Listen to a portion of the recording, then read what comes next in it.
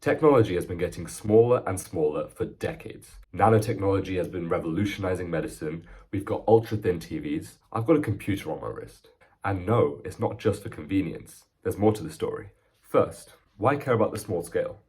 Well, one major example is the transistor. For the sake of simplicity, a transistor can be considered as an electrical switch. As researchers reduce the size of transistors, we can fit more into a smaller space. And as a result, we can carry out more powerful computation on chips of the same size. Small transistors also overheat less and so are more power efficient. And to add to all of this, smaller devices mean reduced material costs. The rate at which the number of transistors in a chip increase over time has been heavily explored under a concept called Moore's law. The law has been monumental for companies and investors for predicting market changes in the tech industry. Tiny scale improvements like this have and still set the pace for much of the market innovation and change. Understanding and controlling the physics of processes that occur on surfaces at an atomic level has been at the forefront of some research investigating the nanoscale. This may seem all too specific. Why are these researchers spending all this time looking at surfaces? Well, it's actually really useful for the field of nanolithography.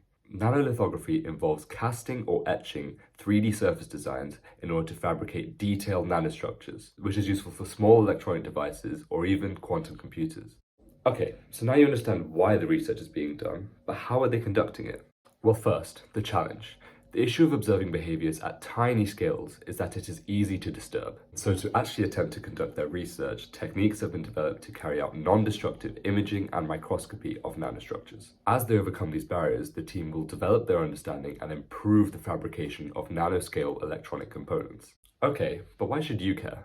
Well, firstly, if you care about sustainable energy usage, then improving the power efficiency of all the world's electronic devices by making smaller circuits will be important to you. It can also increase the reach, affordability, and access to reliable energy by using the energy that will be saved.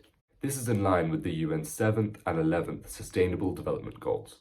Secondly, working with atomic-level electronics is vital for quantum computers. Quantum computers will hopefully be able to carry out large-scale calculations beyond anything our current binary computers can do. Its increased speed and accuracy in computation, modeling, data processing, and simulation can help to revolutionize all fields of work, from medicine to mathematics to cryptography to climate change. So there you go. That's how big of an impact one very specific piece of research on the very small scale can have.